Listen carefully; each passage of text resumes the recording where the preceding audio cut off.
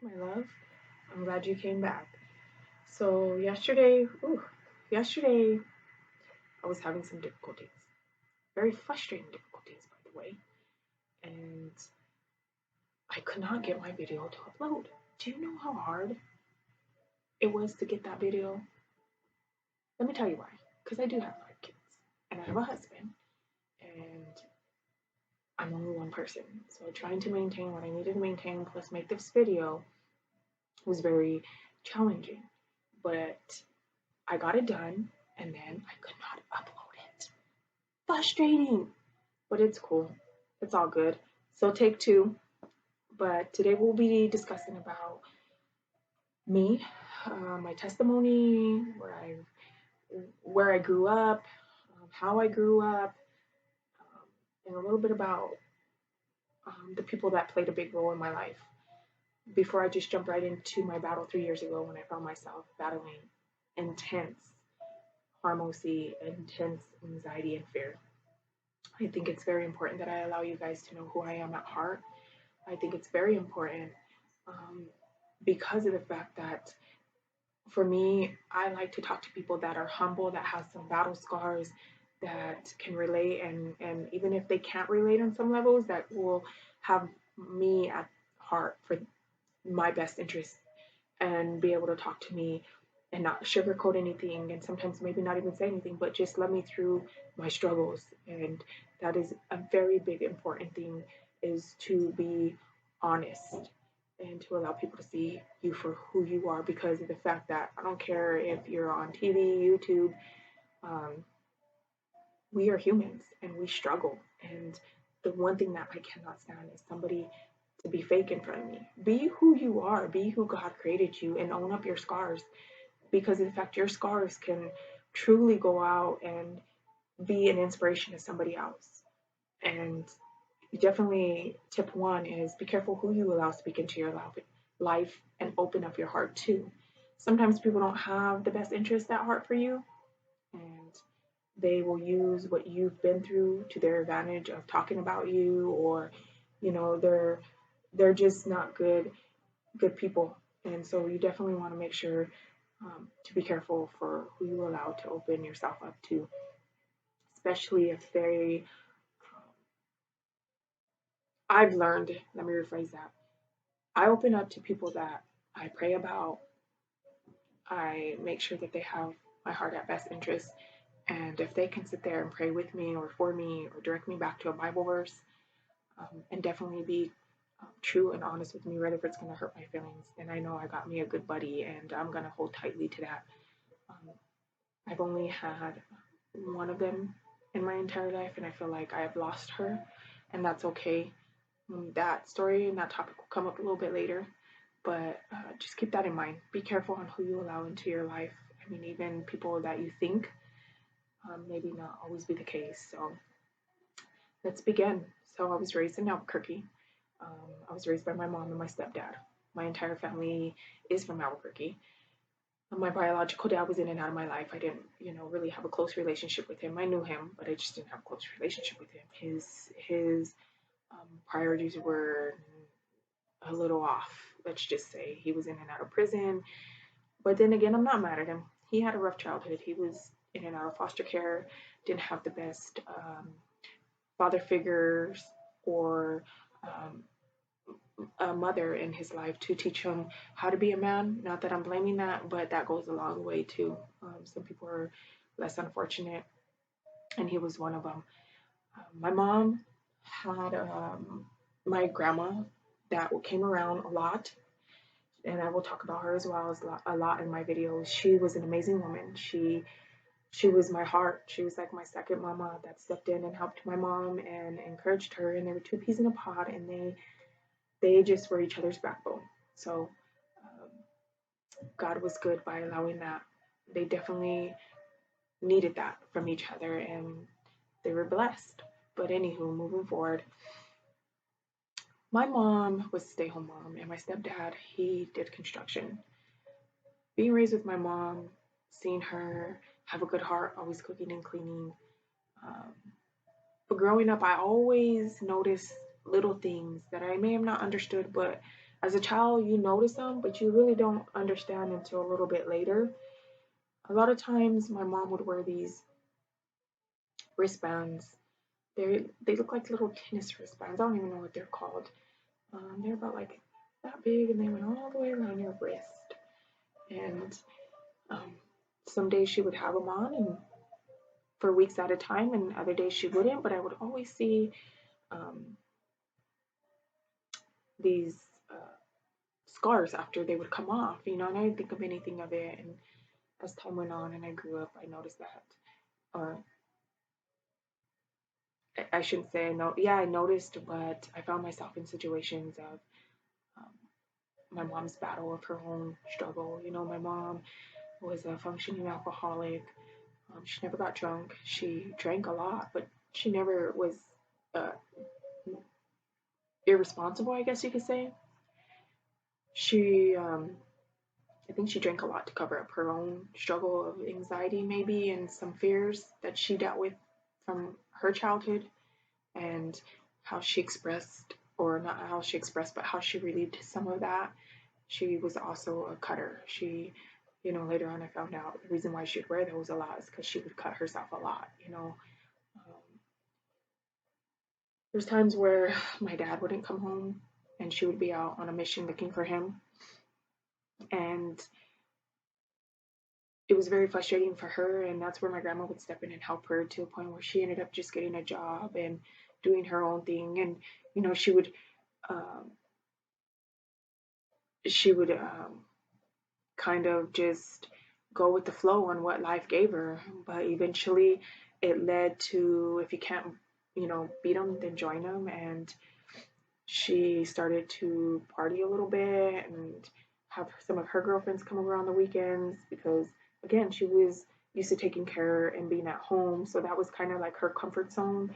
And she would just chill at home and take care of us. But eventually things got worse between her and my stepdad. It got to the point where they would fight constantly. He would disappear for days. She would start spending the night at my grandma's, and my grandma would just step in and just really comfort her and just help her when she needed with us. My grandma would be always going to the workout with her little fanny pack, or she'd be at home cooking and cleaning, uh, with her little Dolly Parton country music in the back, making some gumbo. It it it it just it had its dark side, but it also had its good side too. My mom would come in and help my grandma as well. My grandma was a single mom of 4 kids. My grandpa left her when they were younger. He actually left her for my grandma's brother's wife. Unfortunately, it's a sad story in itself. But um, my grandma did what she did, and she did the best that she could. And I don't think my aunties and uncles could have made it where they made it without her. My uncle Norman, he deals with the mental health of schizophrenic. He was caught at the age of 18 breaking into a liquor store, went on a foot pursuit with the cops, and they got him and beat him really bad. And they didn't have the technology that they have today to catch, um, officers that mistreat um, society. So she didn't really get to do anything about that. She just kind of let it go and just took care of her baby the best that she could and went on about her life. And unfortunately, they got away with it. And I just want to put out there that not all cops are bad. Don't let the bad cops corrupt your mind for all the good cops, because there is good cops out there. And I want to say thank you to our fellow officers for the good work that you do to protect our community and our society. But um, yeah, so as time went on, my mom was in a bad car accident and she ended up in the hospital. And I didn't even know that she was in a bad car accident because of the fact that between all of that and my dad and my biological dad not really there, my stepdad going out and doing his thing, and my mom trying to be the best that she could, but eventually kind of fell into the same pattern of, you know, getting involved in drugs and just you know, taking a spiral downhill, I started to party and I started to drink and gang bang and do whatever I could at 12. Like, I know, right? That's pretty young, but I looked a lot older. I was a lot mature for my age. So I was able to just jump right in and fit in. And that's the way I rolled. Back in the day, in Albuquerque, Central was very popular. A lot of the gangsters would get together and go roll and drive up and down whores, and that was like the party spot. And a lot of crazy things happened back then, but it made it interesting for us. I mean, again, Albuquerque didn't have a lot of entertainment for kids. They didn't have a lot of activities. So a lot of us kids got into what we were not only raised in, because Albuquerque is known for gang banging and drugs, and not very much to say. And I'm not trying to bash on Albuquerque because that's my home state, but I'm just being real. It didn't offer anything to keep our minds busy. I will say some positive about Albuquerque. A lot of what they did offer was free. The schooling, they took care of their kids in school. They didn't feed them like some cold bologna, or not bologna, but cheese sandwiches if they didn't have food. Some schools now, nowadays they just give you cold cheese sandwiches and fend for yourself. It is what it is, without realizing that um, a lot of these kids don't. They come from poverty and they look forward to those school lunches, and it's just kind of sad how it is what it is. If you can't afford your lunch, then you're going to have a cold cheese sandwich. And if you don't like it, you're going to starve. But that is one thing I could say about Albuquerque. They took care of their kids in school and they made sure they were fed. And sometimes we were lucky they would come together. I think it was called PB&J or something. They would come and they'd bring like some food trays, and you'd have like a PB&J and ham sandwiches and with some fruit, and you bring your family and you could sit down and they'd hand them out for free, and you just go and hang out at the park and be and eat and enjoy life, but nothing, extreme to keep our mind going or to look forward to something. So a lot of Albuquerque's entertainment was partying and selling drugs and gangbanging, and that's what it was. So, and that's what I got into. I dropped out of school. Again, I didn't really have good role models to say, hey, stay in school. You got to work hard. Don't make stupid choices. I didn't have somebody to talk to me about, um, let's be real, society's, you know, about sex, about the outcome of unprotected sex, about the outcome of teen pregnancy, drugs. You just, as a young kid, you just kind of go with what you think is cool because of all the adult role models around you showing what they think is cool. And that was nothing positive. And if, a lot of times my mom and my stepdad would allow me to have big parties at their house. And as long as I threw them a few beers or through and whatever, it was a green light. You go and chill, kick back, and if anybody wanted to throw down, we just let them go throw down in the back, get it over with, and then you continue to party. If you're a rival gang and you felt like you want to go, throw hands, then you go throw hands and get crazy down the street. If you can't just throw blows in the backyard and get it over with and continue with the party, and you wanted to do a little bit more, you got to be up and out. But majority of the time, it was like they would throw blows, and it was what it was. They went on their side of the house, the other one on their other side of the house, and we just party it up. And it is what it was. It was entertainment. But again, as time went on, um, back to my mom being back in the hospital, because I was doing me, I didn't know she was in the hospital. I was actually staying at a friend's, and I had called to see what was popping for that night, and come to find out, they were like, hey, they called me Flaca. Hey, Flaca, mom's in the hospital. I was like, no, I didn't even have any clue. And I instantly hung up the phone. And for some reason, as young as I was, I knew something wasn't right. I just, on the way to the hospital, my very first um, nerve, I got so nervous I threw up because I felt something wasn't right.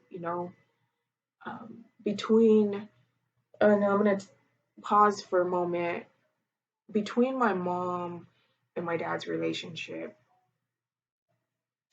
and the battle of her um, cutting herself. Um, my mom also would try to commit suicide. and take a lot of pills. But when I was that young, things didn't get worse until after I came to Arizona, which I will talk about here in a little bit. But that's where the baby fears started to come in. When I would see that, because I would see her and my stepdad fighting, and there was times where my mom would get so mad she'd slam her head against the wall, and they would be in a full blown argument. And I remember, calling the cops, and there was some crazy fights and memories that, excuse me, my computer, something popped up, that would started to allow the enemy to start trying to grow baby fears in my life. And it sucked because it's nothing nice to have to grow up seeing such intenseness of, you know, at an early age of suicide, or um, your mom cutting herself. It can very much be very devastating. But my very first, like, I want to say my very first, I don't know if it was an anxiety at that time, but my nerves were so intense. I threw up on the way to the hospital, and I went into the hospital, and my grandma was in there and my mom, and I didn't. When I got to the door, I did not even want to go in. I turned around to my cousin. I said, "Please be strong for me." I knew something bad. I just knew. When I walked into the hospital, well, I'm sorry, when I walked into her room, my mom looked like her face had been ran over by a semi. Like, I know that's intense. She had her whole face was swollen like this. Both of her eyes were shut by, they were glued shut by the dry blood. Black eyes, like unbelievable. Um, she had staples from here to here. She had tubes coming out of her right here in her temples to drain the fluid. Um, she actually ended up in that accident. It was a car accident. I don't know if I mentioned that, but her and one of her besties went out to a club, and I guess her bestie got into it with another guy.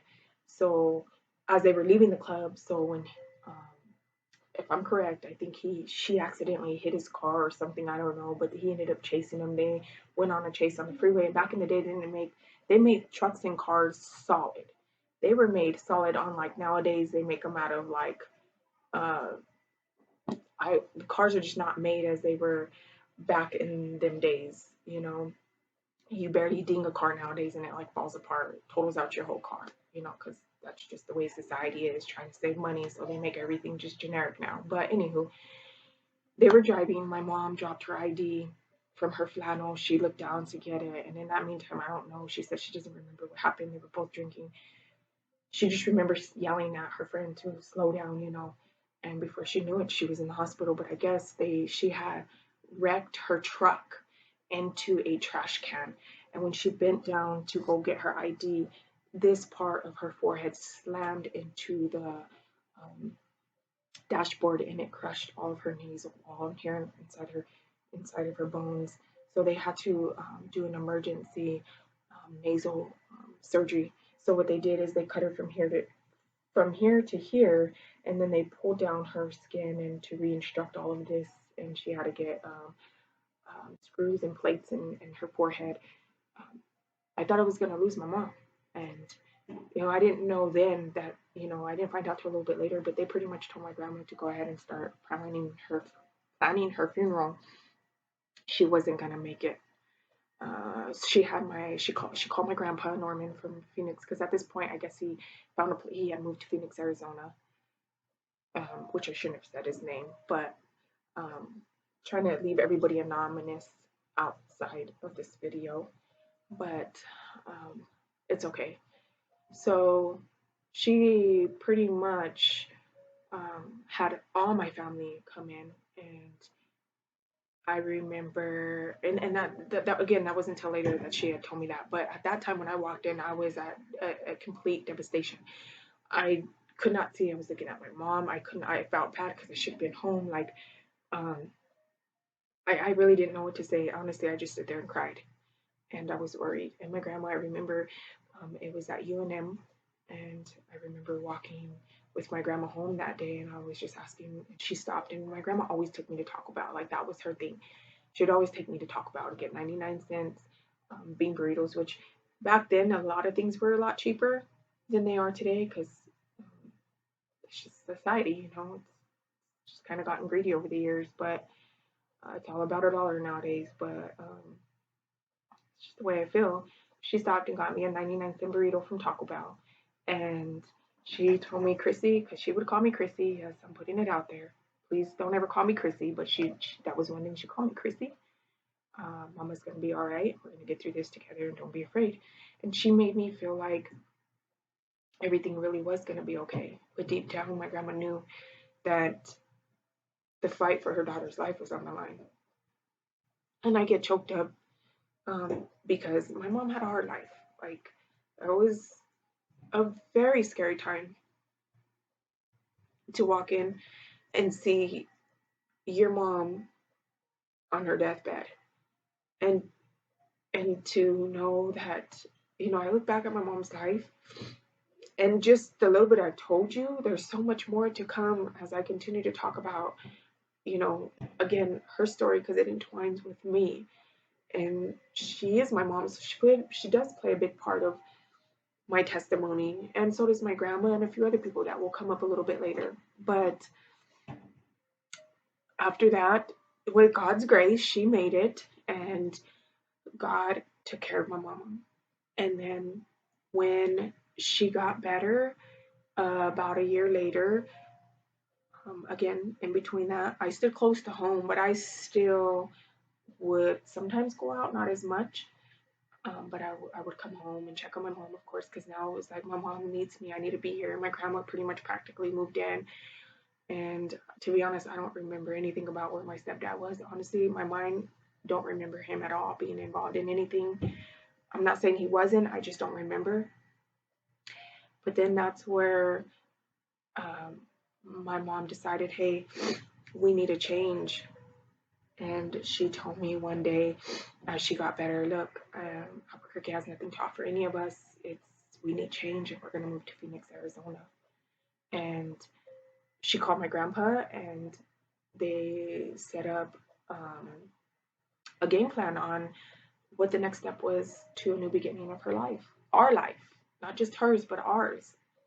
And I was not happy. I was mad. Um, so being raised in Albuquerque was so hard in so many ways. What I thought was cool wasn't. I mean, there was times where um, what I thought was fun and exciting wasn't. I mean, there's times where I've almost lost my life, drive-bys, being shot at. So after all said and done, after I knew my mom was okay from her accident, I stood close to home. I still had kickbacks, but I still stood close to home. And it was in that time, around 2000, the beginning of the year 2000, that she told me that she needed something different. She wanted change. Albuquerque wasn't it, and we were going to move to Phoenix, Arizona. With that being said, I'm going to stop right here, and I think I've already said enough for today. I will be uploading my next video on my journey to Albuquerque and where I met my husband and where things even turned for the worst. Stay tuned. Um, Please don't forget to hit subscribe and like, and I will see you soon. Have a blessed day.